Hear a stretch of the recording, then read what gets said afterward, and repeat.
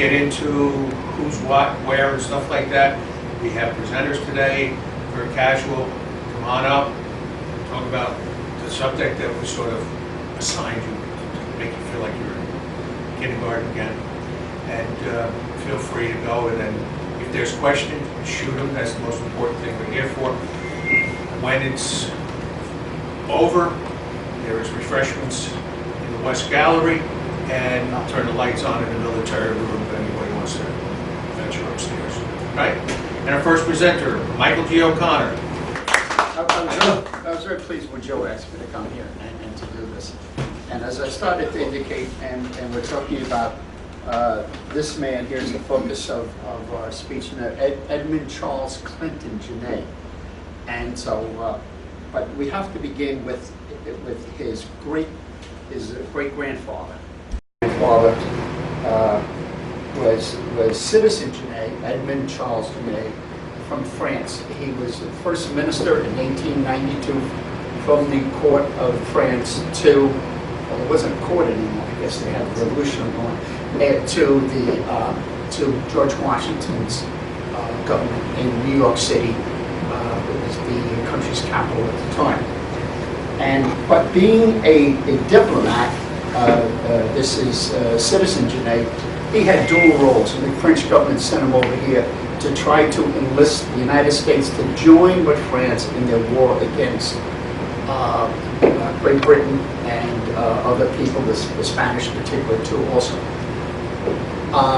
Washington preached total neutrality. He wanted absolute neutrality. And Clinton obviously had gotten monies with him from France, and he managed to outfit 4 privateers down in the Carolinas. And he was bringing them up the coast, and he got crews and everything else. One of the privateers he named for himself. He called it Citizen Jemaine. So this and other things that he was trying to do while he was there, but he was doing his job. This is what he was sent for. Washington did not like it. President Washington called him to task on it and everything else. And whether or not he declined to do anything, when an order of arrest was arrived at Washington's desk from the government of France. It was a new government. And remember, they were through several governments after the guillotine started working until finally Napoleon got in there. And I can't remember the names of those different governments. So it was one of these governments that actually sent an arrest warrant to President Washington, asking that Citizen Jemaine be arrested, put on a ship, and returned to France. Believe it or not, it was Alexander Hamilton that lobbied Washington not to turn over Jemaine to the French government. And so what was left to do was I'm really jumping through a lot of history here, as to he had to get out of Dodge is what he did. So what did he do? He went up the Hudson River. In the 1790s, and he went to Kingston, the first capital for the state of New York. And there he meets and befriends Governor George Clinton. His brother, DeWitt Clinton, would build the Erie Canal. So George Clinton and him become friends, kindred spirits, whatever we're talking about, government and everything else. And he marries George Clinton's daughter. This is important because we're talking about Edmund Charles Clinton Jemaine, who was also a descendant of the DeWitt family, because the Clintons, their mother was a DeWitt. So getting all of that out of the way, now he's living in the Hudson Valley, and now it's up to in the 1890s, and so the grandson of Citizen Jemaine is living in Ossining, and in 1896 he has a son and names him Edmund Charles Clinton Jemaine, and he's born here in Sing Sing, New York, in the village of Sing Sing, New York. Later in 1899 became the village of Ossining, New York.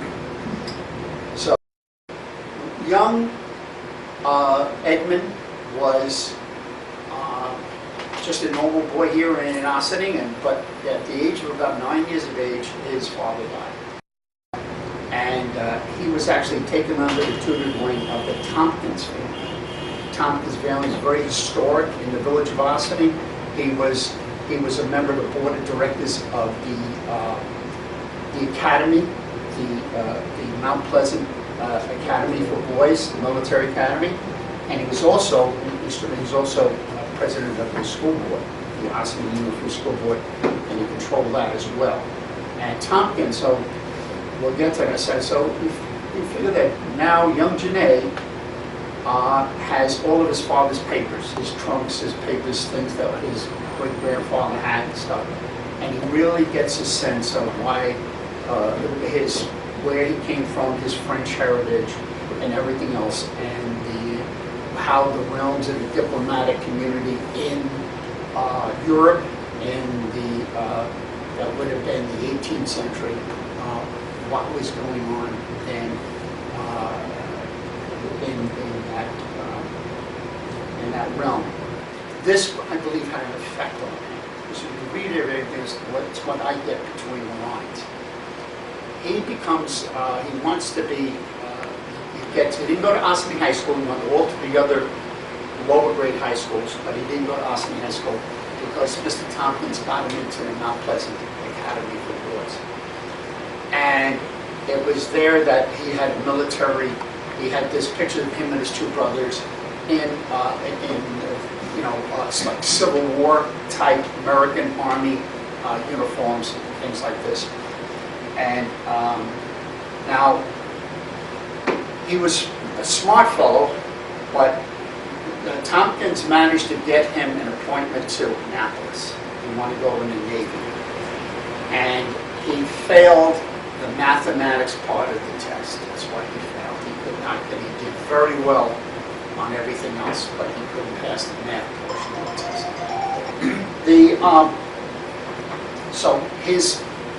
What happens in 1914, of course, is that World War I breaks out.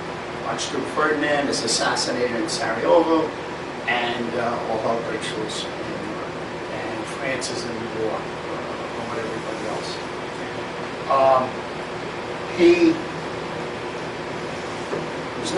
He doesn't see anything happen. He wants to be part of this thing. He's got a real calling. And so he's now not yet 20 years old. He's like 18 years old. And he's out of school. And he goes down and he joins the Navy. He joins the United States Navy. He failed to get into Annapolis and joined the Navy. And at this time, you know, he got assigned to a heavy cruiser. Now, how many of you, back a little history, when Teddy Roosevelt became president, I think it was 1903, he had all the ships painted white and he sailed them around the world, the battleships and heavy cruisers, and he to show the world the American might and the American Navy. He did that. It was 1903. Could be wrong, but somebody correct me if you think I'm wrong. So this is one of those ships, and he gets assigned to that. You know, in the Navy then, when you got assigned to a ship, you would have for the rest of your life. You put 20 years, 30 years in the Navy, it was on the same ship. Anyway, so now he is chomping at the bit. The war is going on. The newspapers are covering it. We've got transatlantic cable. The news is coming over. The New York Times, all the papers of the day in New York is publishing the war things. And he wants to go and listen and fight. He wants to fight.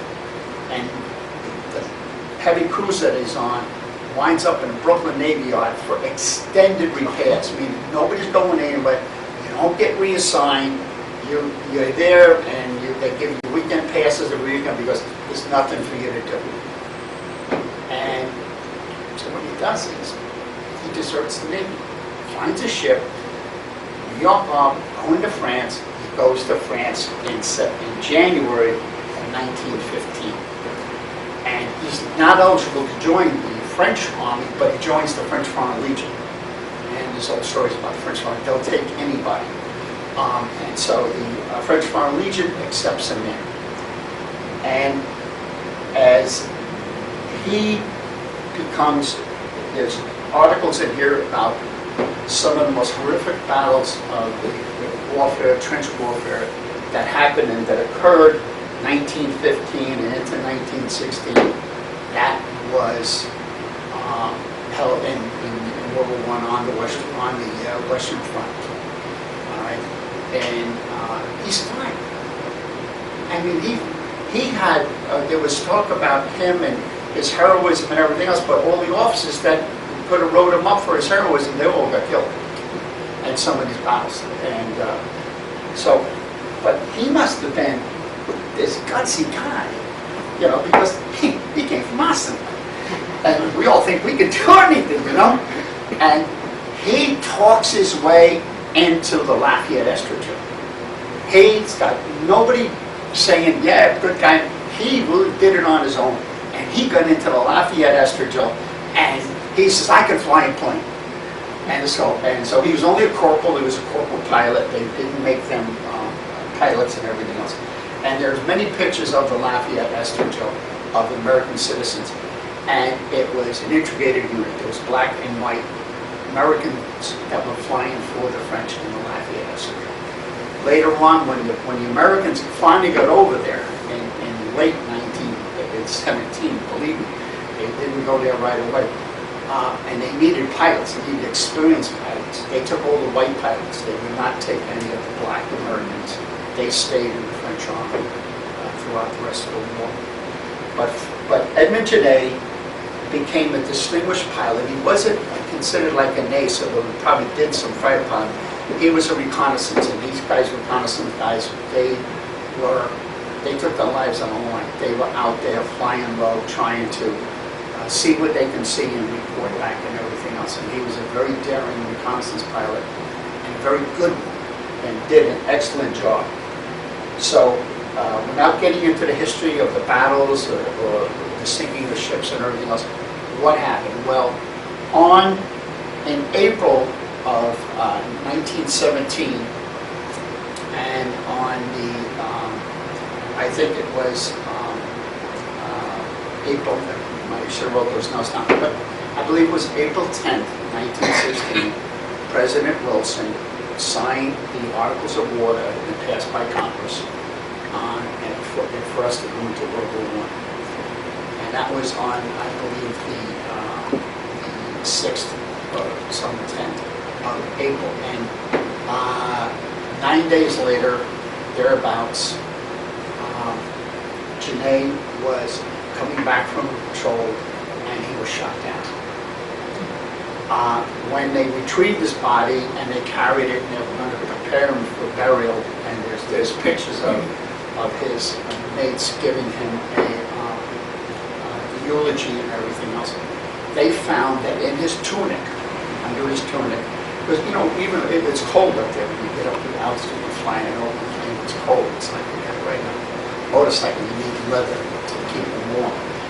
And so under his tunic, he carried a folded American flag.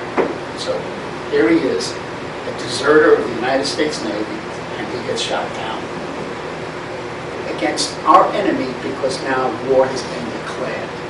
And that saved them, and he went from being a deserter to honorable separation by the United States Navy from the things that I read about him. So Jemaine then went into history as the first documented American to die in World War I after the declaration of war in April of 1917. And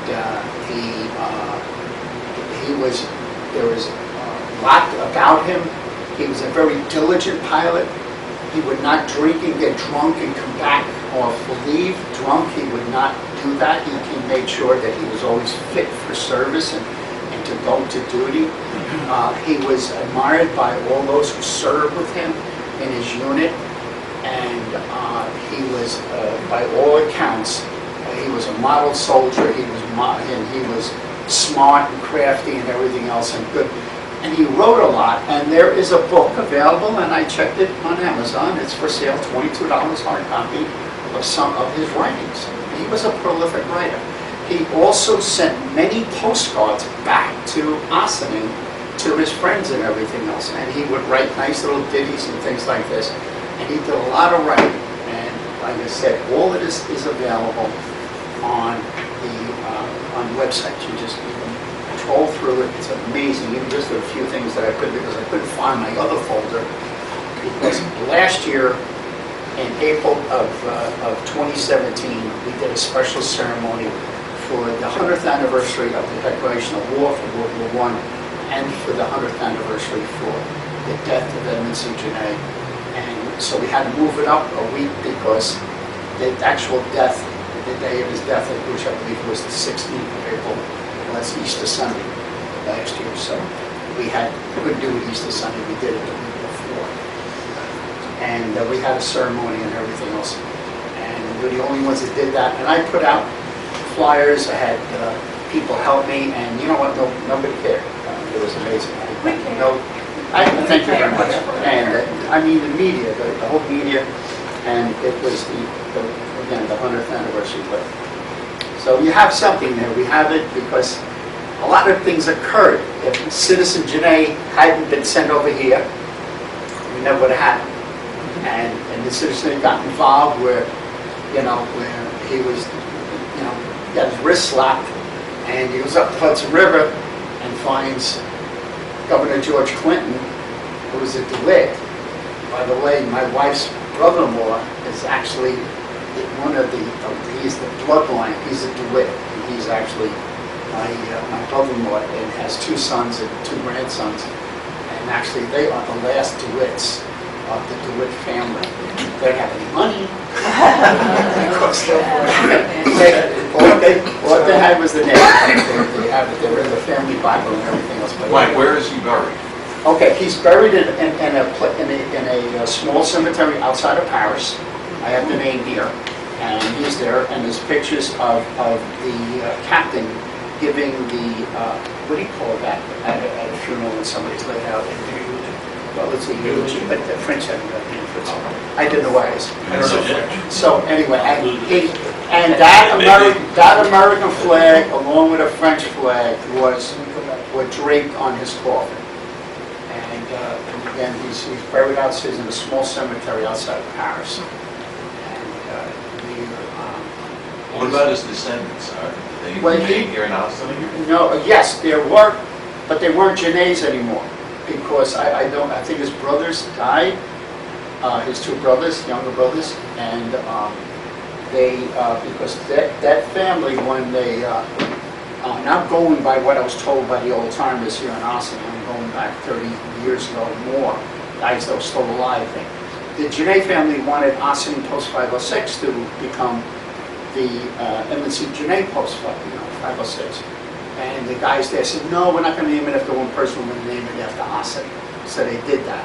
And so then they got a group of guys together and they formed the Veterans of Foreign Wars Post.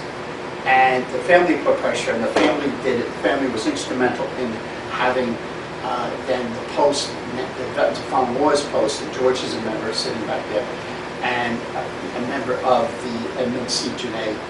They got the name Edmund Charles Clinton Jemaine. So we're the only post, military post in the United States named for a deserter.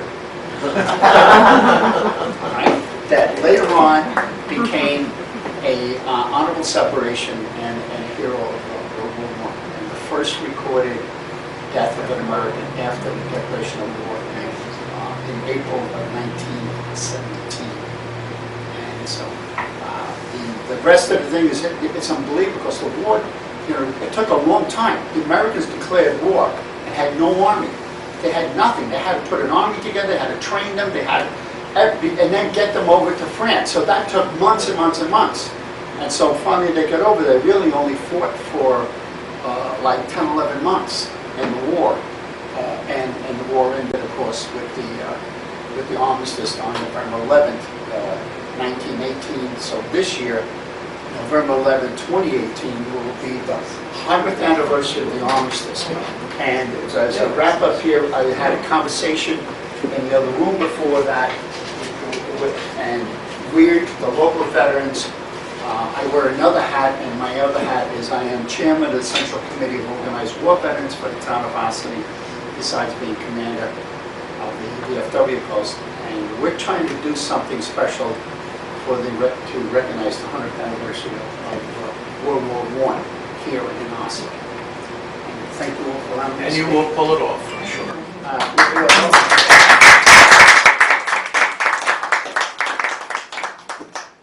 Mike is a veteran of Vietnam, served in country for his year.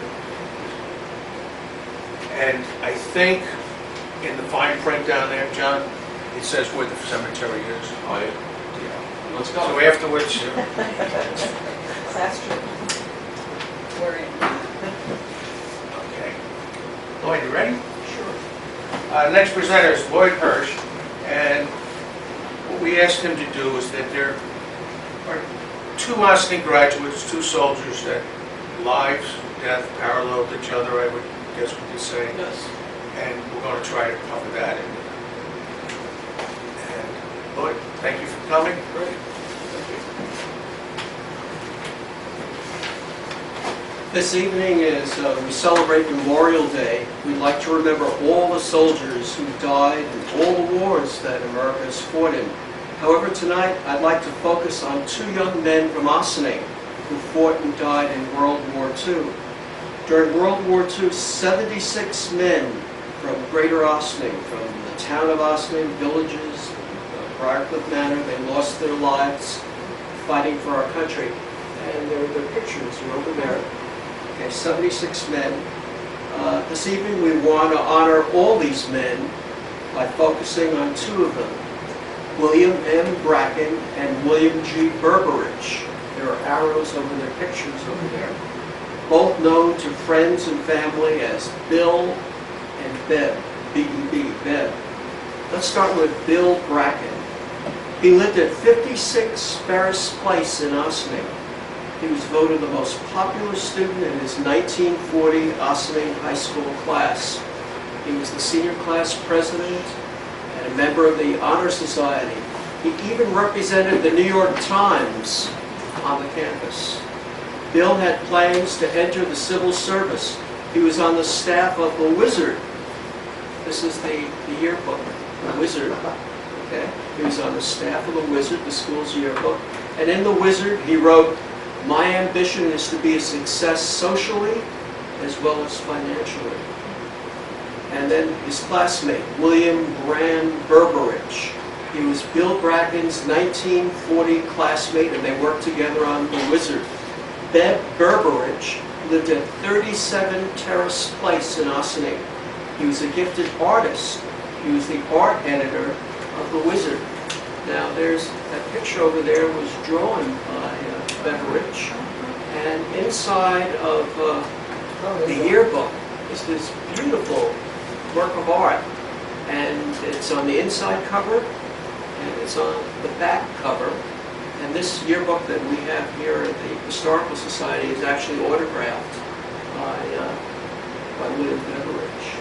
And it appeared in every copy of the yearbook from 1940 to 1964. It was constantly being repeated. All right. Now, Bill had plans to go to college. He performed in the Glee Club and the school orchestra. He was on the junior varsity football team, the senior play, the English club, the French club, and he was president of the Bachelors Club. I guess we don't have that anymore in the American society, for good or for bad. I didn't get a date. Okay.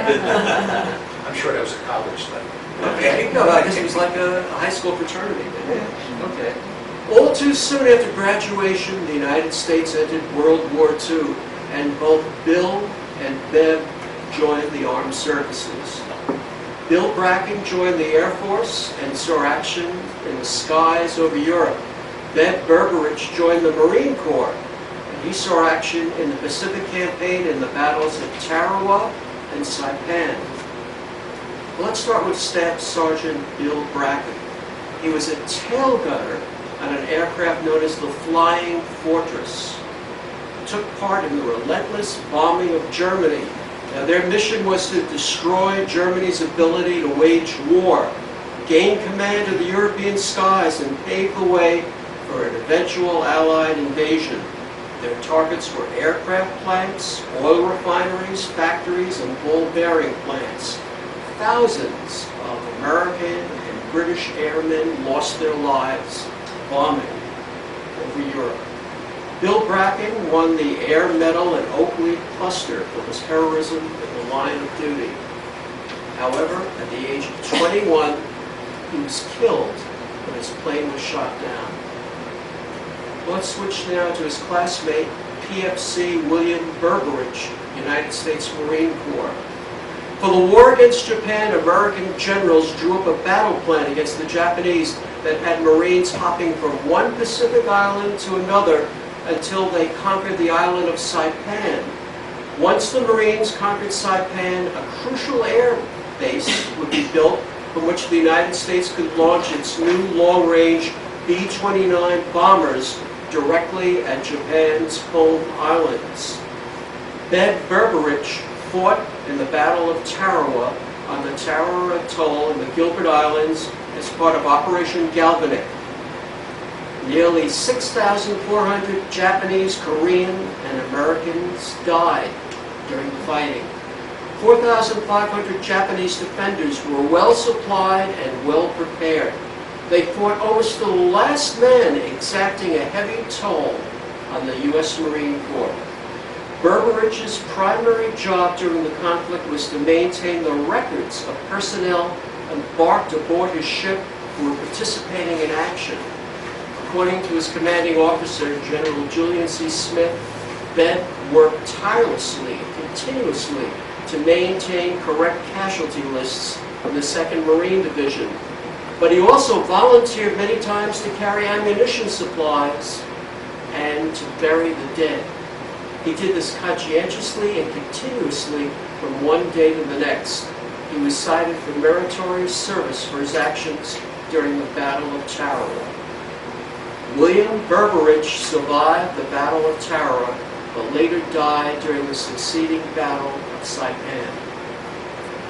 Like his Ossining classmate, Bill Bracken, William Berberich was only 21 years old. Both of these classmates in peace and war are now buried in Ossining at the St. Augustine Cemetery. This evening we pause to respect and honor their service to our nation, and we also honor all of America's soldiers who died defending our country in all of its wars. Thank you. Thank you.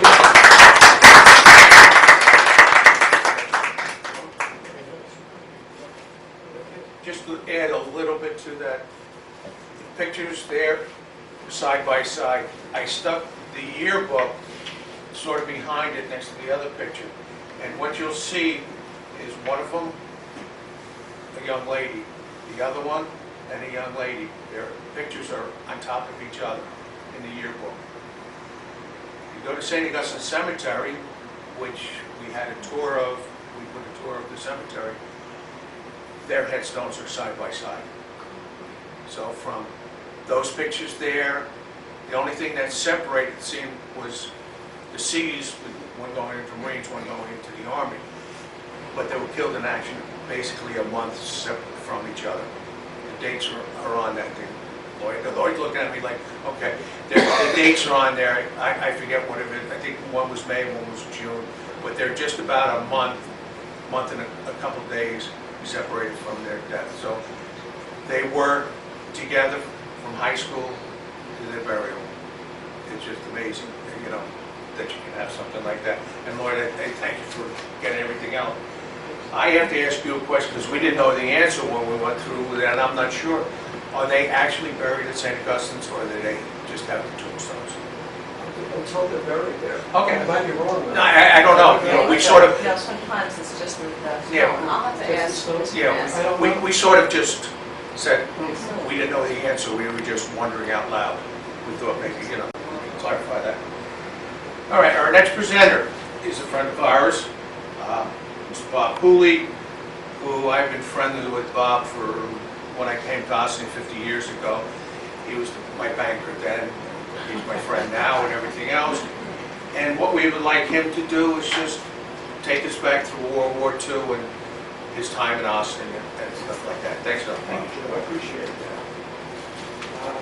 I have some really random thoughts.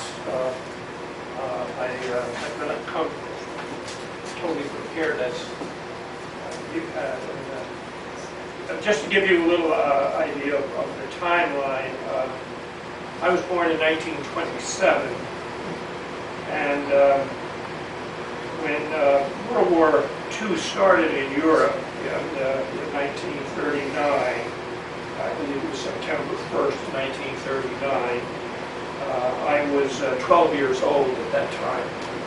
And then Pearl Harbor came along December 7th of 1941, and I was 14 at that time. So I think you have to remember, I have to think about it through the eyes of a 12 and a 14-year-old, and now kind of put it in perspective for someone who's a little north of 90 right now. So that's about a 75-year period, a little bit more to think about some of the things that happened at that time.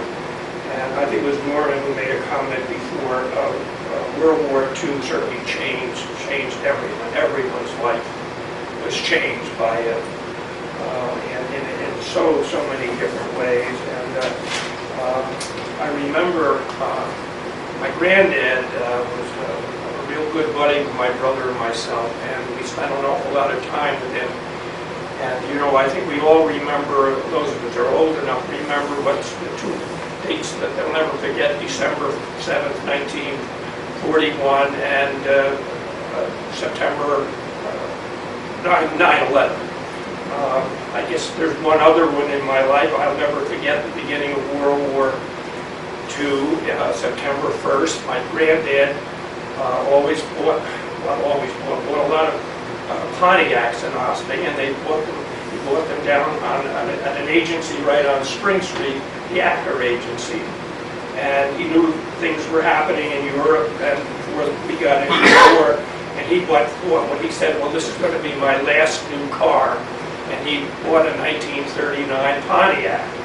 And he used to like to take weekend trips, and he took us over to Great Barrington, Connecticut. Now, why we were ever in Great Barrington, Connecticut, I don't know, but on the way home, it was September 1st, and this was the first car that he had that had a radio in it. And we had the radio on, and the news came over that Germany had invaded Poland. And I remember turning to my granddad and saying, well, what does all this mean? And he said, well, your life is going to change now. He said, this is a terrible event, and we all know where it went from there. Then, of course, in 1941, Pearl Harbor, and that really changed. Well, things had been changing, but Pearl Harbor, just here in this country, everything at that point made a dramatic change. I remember, you know, we didn't have television, so we relied upon the newspapers and the commentary. And it wasn't like we didn't know that something was coming, because things were happening in Europe, a terrible battle in England. And they were really, the more I've read about it, not that I'm a historian in any way, but how they really suffered during those early years after they declared war on Germany. They and France declared war on Germany right after when Germany invaded Poland. And I can still remember, here I'm kind of reminiscing, I can remember events, as I say, there was no TV, so we relied upon the radio, and some of the commentators, I was thinking of their names, so I remember a man by the name of Calvin Bourne, and what was the other one? It slipped my mind now, but I remember I walked in when we were living, my brother and I were living with our grandparents for a while, and I remember walking into the sunroom, and he had the radio on, and I think it was Gabriel Heater, that was the man's name, sorry, but I didn't remember that. And I don't know whether it was he or not, but I remember hear almost verbatim his words, and he said something to the effect, when anyone thinks of the sea, they think of Great Britain. And when they think of Great Britain, they think of the Royal Navy. And when they think of the Navy, they think of the battleship Hood. And tonight, the Hood is no more. And I remember my granddad said, oh my God. And that was when that famous German battleship, the Bismarck, was up in the north, I guess the Danish Straits, and it was turned loose to come out into the Atlantic, and they actually, I don't know, it was like 5 miles, those big guns that they had, and they sunk the hood, it just blew up, and I think there were 4 survivors of 2,000 some odd men, and I can just remember that as being, oh my God, this is what we're going to be dealing with, or this is what the world is going to be like. And eventually Churchill, I remember, made that Bismarck has got to be sunk, and they turned the whole British Navy loose, and they eventually, I think 3 or 4 days later, they were able to do that. But that again is just some of the thoughts, the random thoughts. With respect to the local area, the drafts, as the men gathered, and there would be a parade. Most every, I think there was a quota every month that the men would parade, those that had been drafted, and they would parade, and there'd be a fire truck and a band, and they'd go down to the railroad station, and there they would be given gifts that they could carry. Sorry to say, most of them were given a carton of cigarettes. Cigarette was big in those days, as we all know now that how damaging that was. But in any event, that certainly changed life greatly, and a lot of college plans were stopped. And we even had in the high school, as I remember, we had what they called PGs, postgraduates, and those were young men who had graduated from the high school, but yet they were waiting to join a branch of the Navy or the Army or whatever, Air Force, and they'd come back to high school and do a PG. It was a postgraduate year because they didn't want to enroll in college, and they knew they were going to go off to service, into service within a few months. So that's one of the other things. Of course, blackouts, the community blacked out. Joe, you had some information that I remember. I was a junior warden. They were wardens, and Don't worry. and I think it was probably through the Boy Scouts, and I lived on Todd Place at the time, and half people put blackout curtains and shades in their home, and as I remember, they used the Ossining Fire Department whistles and sirens to start the drill, and then the wardens would be out walking in the streets to make certain that there were no signs of light coming through, and if with lights within the house, because we were trying to black out the entire area. And I remember doing that. How many times I did it, I really don't know, but it seemed to me that there was more attention to that in the early parts of the war, early years of the war, because it was so, the news was really very bad in the beginning. The world was on fire. I mean, it literally was. I mean, the Japanese had overrun the Pacific area, Europe had fallen, and no matter where you looked, it was just in shambles. And yet, I never heard an American say, we're not going to win this. It was just a question of when was going to do it, and that was the big issue. But the odds were stacked so dramatically against us in the beginning. So, and there was an air raid warning station center at Maryknoll. You know the top of that pagoda building. And I remember having gone up there with the Boy Scouts, and it was common to have posters in public places, the silhouettes of the various planes, the American plane versus the German planes, the Messerschmitts 109, the Japanese Zeros, the Junkers bombers, the B-52 B-17 bombers, the Liberators, and I can remember them posted around. And as I recall now, if you look, that pagoda is open, but it had to have been enclosed at that time because there were people there, as far as I remember, practically every night, just observing what was going on in the skies. Another thing I don't look back, and I think when squadrons of our bombers came over, they were on training missions. And I was thinking, how often did that happen? But when you heard these big 4-engine bombers, these were not jets, and they weren't flying at 30,000 feet. They were coming over at 5 and 6, whatever, thousand feet, and just look up at the sky and see these planes in formation, the drumming of those piston engines. You never forget it. It was, you know, as a young kid looking up at that, you know, and I guess the fighter planes were coming along too, but you remember very well the big bombers. Rationing, everything was in short supply. I mean, I read just the other day in a World Book that the item that was rationed the most was sugar. And they actually didn't stop rationing it until 2 or 3 years after the war. I guess there'd been such a terrible shortage of sugar, but gasoline, meat, tires, another thing, you couldn't get a new tire, but they did start to retread tires. And most of the tires in those days had inner tubes. They weren't the radial type tires. Now they were bias type tires, and we had tires with tubes. And with, a lot of these things come up on the black market, but generally you had to stand up for practically everything. And heating oil, we had price controls because obviously if they hadn't had that, I mean, things you just wouldn't have been able to afford anything. Again, some random thoughts. I remember when they converted the General Motors plant in Tarrytown, which was Chevrolet and Fisher Body in those days, and I think it went over to what was referred to as General Eastern Aircraft. And I don't know that they built the actual planes there.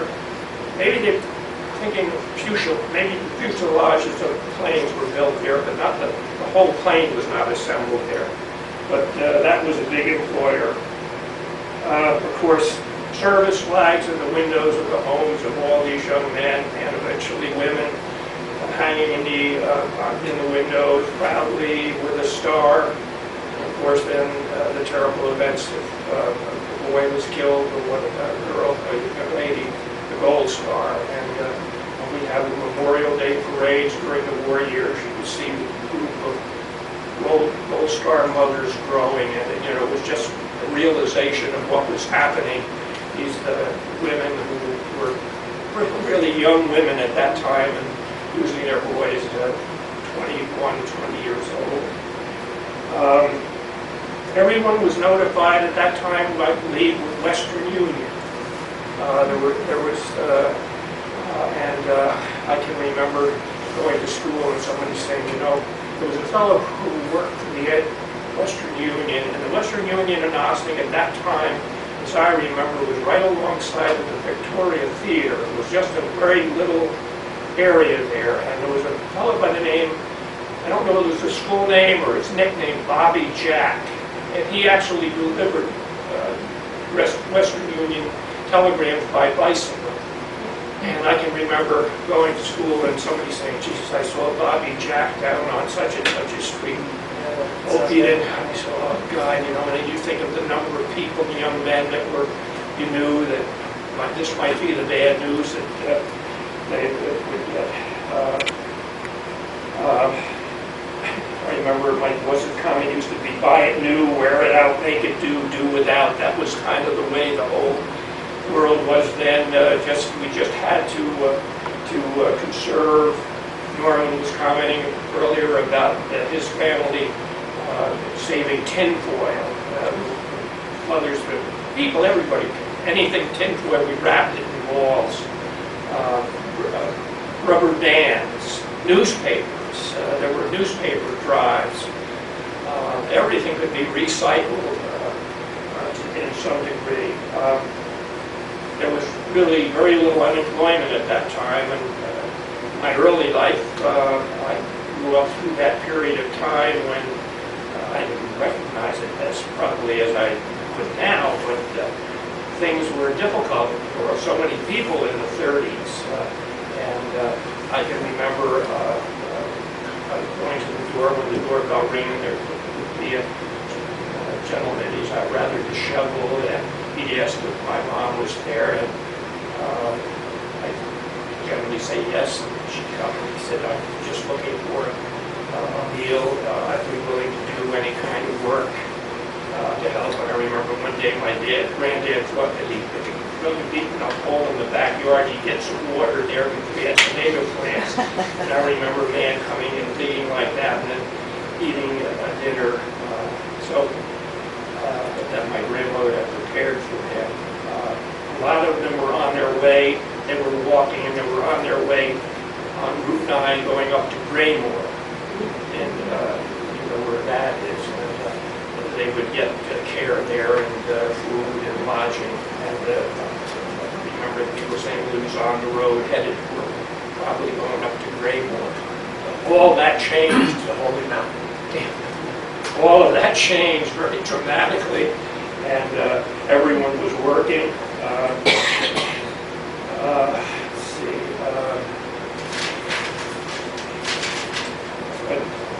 I'm trying to think of some of the things that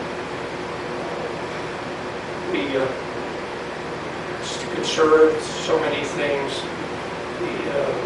And you know, in so many ways, life went on in a normal way. I was going through, I had all of the wizards, and I was going through the 40, so it happened to be I was in high school during all of those years. And that was one of the things that even later life, I look back and I think, my gosh, 1941, we got into the war, and the war came to us in Pearl Harbor. In 1941. In 1945, it was over. And really, 5 years, when we think about how long we've been in Afghanistan, a place that, when I use the term, the world was on fire. I mean, it was just everywhere. And I can remember when the war was over in Europe, and then the thought was, well, we still have to deal with what's going on in Japan. I don't think any of us ever realized or thought, I don't remember anything being said about it having this atomic bomb. That within, I think it was in April or May that Europe surrendered, and I think it was in late August when they dropped the bombs and Japan capitulated. And so within that 5-year period, a lot of things happened, a lot of people died, and it was a really complication, really. During a lot of first aid training during the war years, people to be prepared for any attacks here in this country. Fortunately, it didn't turn to happen. That's really, you know, some of the main thoughts I have. I guess if you think long and hard enough about it, there's so many things that I remember. I happen to have been a very close friend of Ben, his brother, Robert Donald. He and I understand he just passed away this past. He had a brother that was William. We call it Berkeley, Ben. I didn't realize his older brother was Ben, but my friend was Robert Donald Berkeley, and he joined the Navy when he was still in high school, and when we graduated, he was in the Navy. So they were a wonderful family. His mother worked at the local post office. They were just great people. So we lost so many wonderful people. It was a terrible time, but you look back, so many heroes, so many people gave their all, and it was something that one will never forget.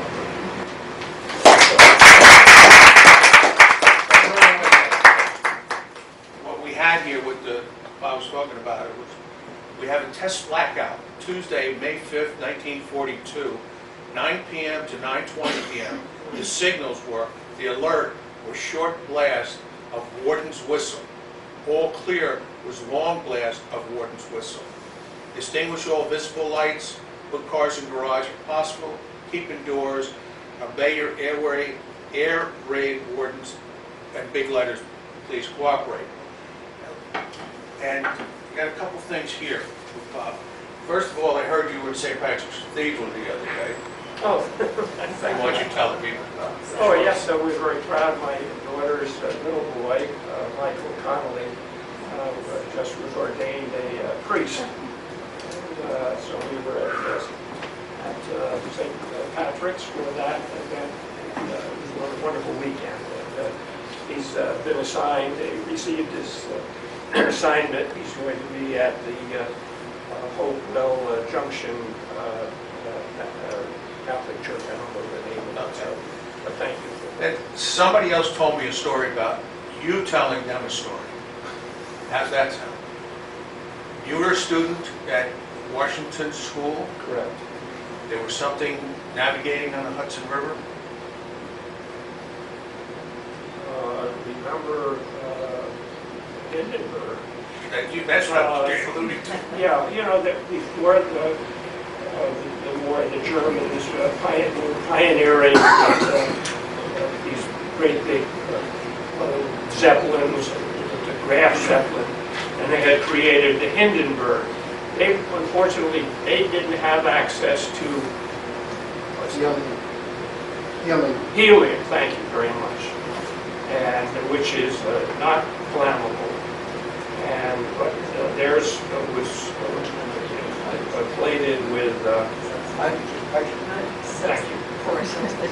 And of course, we all know the story that I think was 1936, that coming into Lake Hearst, I believe it was, and I think it was a story that might have been struck by lightning, and it was a terrible disaster. But during the 30s, I believe that Hindenburg was created around 1930, built in 1936, and it did a good neighbor trip. And in that time, Germany was favorable with the people around the world. And I was a student at Washington School, and I remember, I think I was in the 4th grade, and we stood outside because they had an itinerary, and I can remember that enormous big balloon coming across and looking up at it. And as I recall, on the tails it had the swastikas.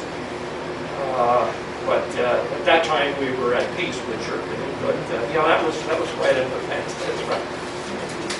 And one other thing, Brett, we talked about the yearbook, and here's the 1945 yearbook, and it just happens to have somebody's picture in there. You look the same. I have more A little more hair, but that's about it. And then there was somebody, a class president, that sort of went down, did something. Peter Falk was our class president, good friend, and he, you know, I guess, looking back at it, and everyone says they were a good friend of Peter's, but the fact is that was kind of the way he was. He was just someone, you know, most of us when we went from the grammar school, we moved from 7th grade, either Washington, Lincoln, or no, Park or Roosevelt. We came together in the 8th grade at Ossining High School. Then we had the 8th grade and the 4 high school years there. And they referred to us as the Chippies. And, you know, I can still remember going into the 8th grade and all these big seniors. And, you know, they just seemed to take over the world. And someday I'm going to be like that. But, you know, Pete Falk didn't bother him. I mean, he had that presence about him. I mean, he was probably one of the shortest people, students, but he just had that ability to walk in any way. I mean, he just was a charming guy, and I think most of us thought he was going to go into politics. Never thought about being a movie actor, but he was a special friend. Thank you, Bob. Very, very good.